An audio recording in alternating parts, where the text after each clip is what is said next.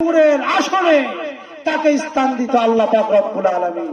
আজকে ইনসাফ ভিত্তিক বিচার না করার কারণে, অন্যায় ভাবে আলেমদেরকে ফাঁসি দেওয়ার কারণে, অন্যায় ভাবে আলেমদেরকে যাবজ্জীবন জেল দেওয়ার কারণে তার কেমন বেইজ্জতি হয়েছে ইতিহাসের পাতায়, কেমন বেইজ্জতি কোন বিচারপতি আজও পর্যন্ত হয় না। কথা বলার ঠিক না,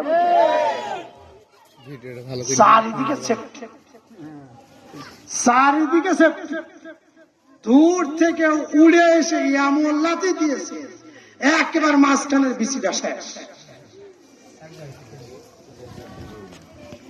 সম্মানিত হাজিরিন, তাকানো হয় তাকেও বেইজ্জতি করে দুনিয়াতে বিদায় করা হবে। কথা বলার ঠিক না বেঠিক?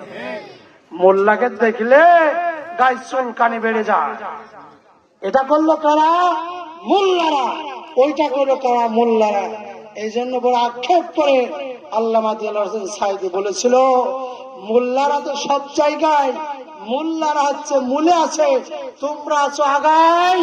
মোল্লারা যদি গোড়া ধরে মূল ধরে ঝাঁকি দেয়, মামার বাড়ি যে পড়বা, চিৎকার মেরে বলেন ঠিক না বেঠিক?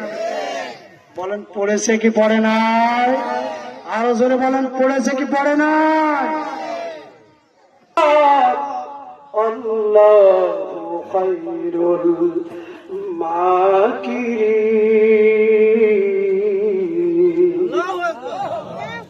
আল্লাহ রাব্বুল আলামিন কোরআনের ভিতরে জানিয়েছে, বান্দা তোমরা ষড়যন্ত্র করবা আর আমি আল্লাহ কৌশল করব। কথা বলার ঠিক না বেঠিক?